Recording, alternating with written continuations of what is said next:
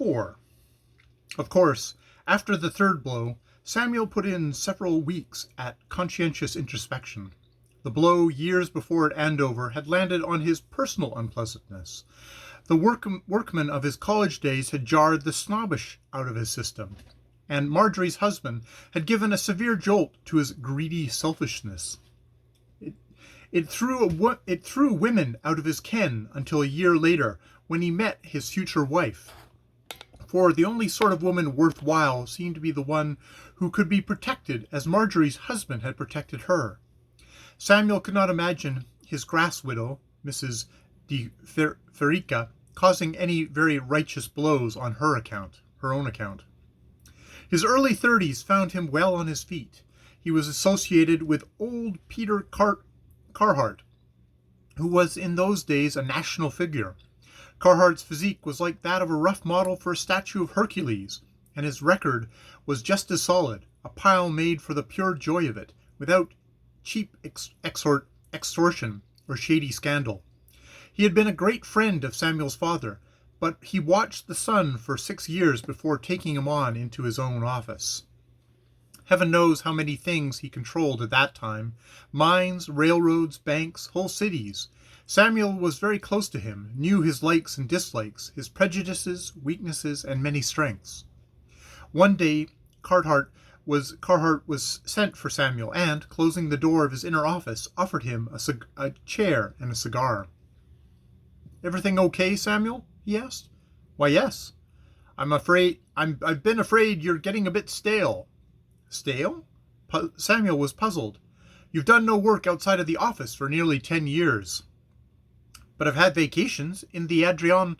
Carhart waved this aside. "I mean outside work. Seeing the things move that we've always pulled the strings of here." "No," admitted Samuel, "I haven't."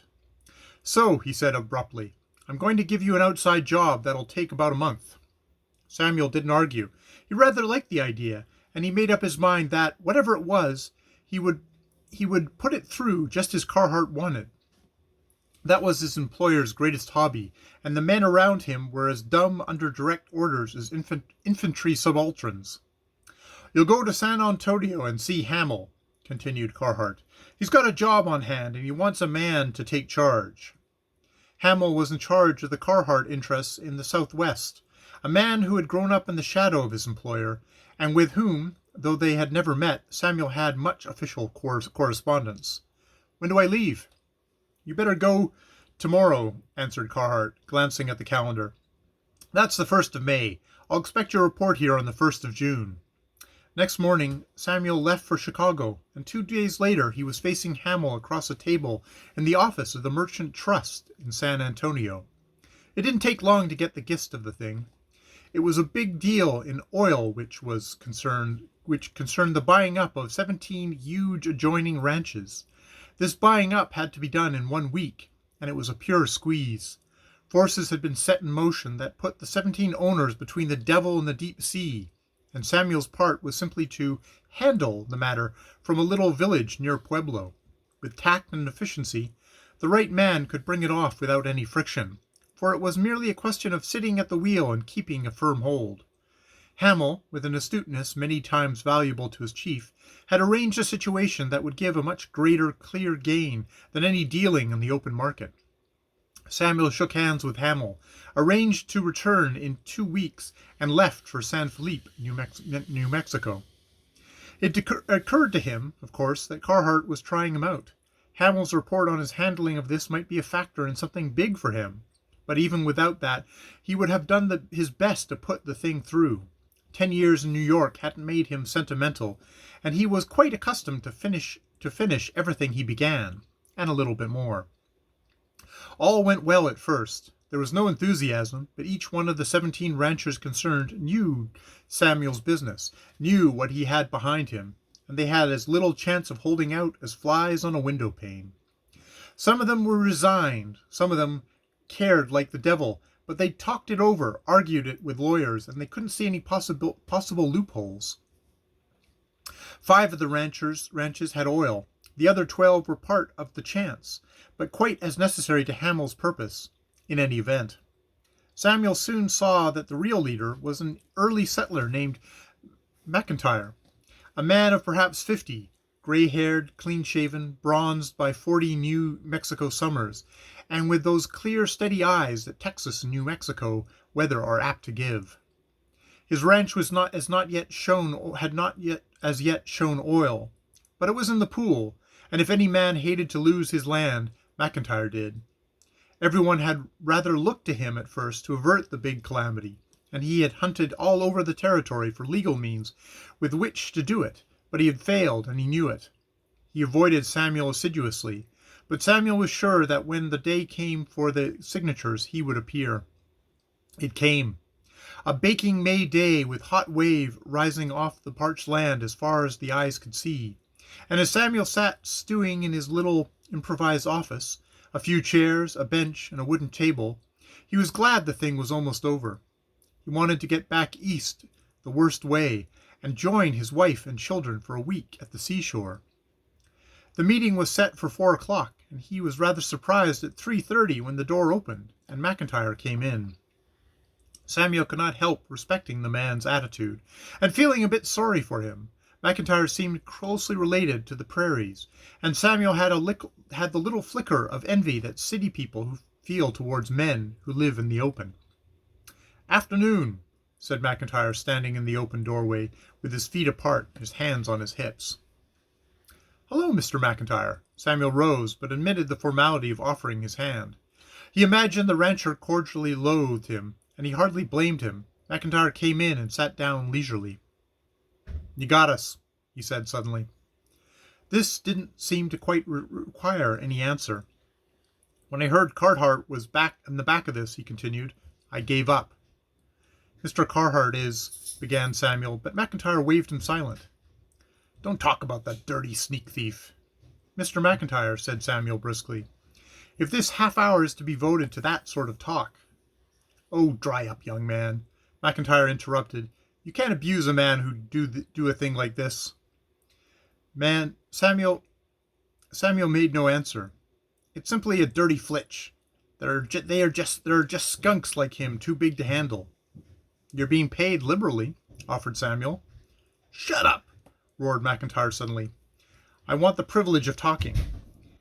He walked to the door and looked out across the land, the sunny, steaming pasture that began almost at his feet and ended in the gray-green of the distant mountains. When he turned around, his mouth was trembling. "Do you fellows love Wall Street?" he said hoarsely. "Or wherever you do your dirty scheming?" He paused. "I suppose you do. No critter gets so low that he doesn't sort of love the place he's worked, where he's sweated out the best he's had in him." Samuel watched him awkwardly. McIntyre wiped his forehead with a huge blue handkerchief and continued. "I reckon this rotten old devil has to have another $1,000,000. I reckon we're just a few of the poor he's blotted out to buy a couple more carriages or something." He waved his hand towards the door.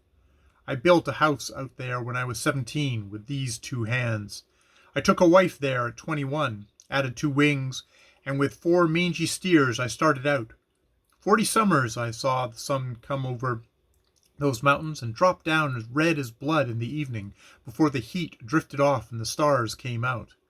I've been happy in that house. My boy was born there, and he died there, late one spring in the hottest part of the afternoon like this. Then the wife and I lived there, alone like we'd lived before, and sort of tried to have a home, after all. Not a real home, but nigh it, 'cause the boy always seemed around close, somehow, and we expected a lot of nights to see him running up the path to supper." His voice was shaking so he could hardly speak, and he turned again to the door, his gray eyes contracted. "That's my land out there," he said, stretching out his arm. "My land, by God. It's all I've got in the world and ever wanted." He dashed his sleeve across his face, and his tone changed as he turned slowly and faced Samuel. "But I suppose it's got to go when they want it. It's got to go." Samuel had to talk. He felt that in a minute more he would lose his head. So he began, as level-voiced as he could, in a sort of tone that he saved for disagreeable duties. "It's business, Mr. McIntyre," he said. "It's inside the law. Perhaps we could have bought out 2 or 3 of you at any price, but most of you did have a price. Progress demands some things." Never had he felt so inadequate, and it was with the greatest relief that he heard hoofbeats and a few hundred yards away. But at his words, the grief in McIntyre's eyes had changed to fury. "You and your dirty gang of crooks," he cried. "Not one of you has got the honest love for anything on God's earth. You're a herd of money swine." Samuel rose, and McIntyre took a step towards him. "You long-winded dude. You got our land. Take that for Peter Carhart." He swung from the shoulder, quick as lightning, and down went Samuel in a heap. Dimly he heard steps in the doorway, and knew that someone was holding McIntyre, but there was no need. The rancher had sunk down in his chair and dropped his head in his hands. Samuel's brain was whirring. He realized that the fourth fist had hit him, and a great flood of emotion cried out that the law that had inexorably ruled his life was in motion again. In a half-daze he got up and strode from the room. The next 10 minutes were perhaps the hardest of his life. People talk of the courage of convictions, but in actual life a man's duty to his family may make a rigid corpse seem a selfish indulgence of his own righteousness. Samuel thought mostly of his family, yet he never really wavered. That jolt had brought him to. When he came back in the room, there was a log of worried faces waiting for him, but he didn't waste any time explaining.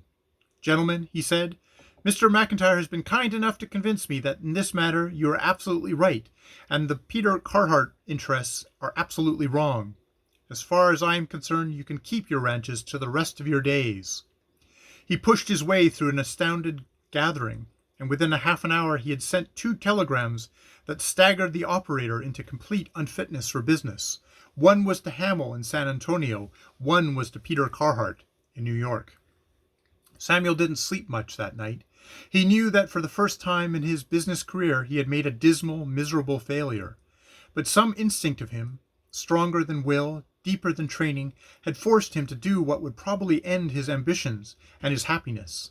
But it was done, and it never occurred to him that he could have acted otherwise. Next morning, 2 telegrams were waiting for him. The first was from Hamill. It contained 3 words. "You blamed idiot!" The second was from New York. "Deal off, come to New York immediately, Carhart." Within a week, things had happened. Hamill quarreled furiously and violently defended his scheme. He was summoned to New York and spent a bad half hour on the carpet in Peter Carhart's office. He broke with the Carhart interests in July, and in August, Samuel Meredith, at 35 years old, was, to all intents, made Carhart's partner. The fourth fist had done its work.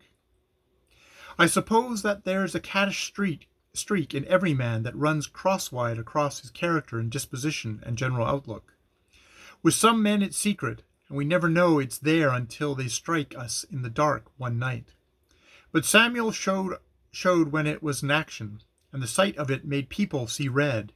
He was rather lucky in that, because every time his little devil came up, it met a reception that sent it scurrying down below in sickly, feeble condition. It was the same devil, the same streak that made him order Gilly's friends off the bed, that made him go inside Marjorie's house. If you could run your hand along Samuel Meredith's jaw, you'd feel a lump. He admits he's never been sure which fist left it there, but he wouldn't lose it for anything. He says there's no cad like an old cad, and that sometimes just before making a decision, it's a great help to stroke his chin. The reporters call it a nervous characteristic, but it's not that. It's so he can feel again the gorgeous clarity, the lightning sanity of those 4 fists. And that is the end of 4 Fists by F. Scott Fitzgerald and the end of Flappers and Philosophers collection. More videos later.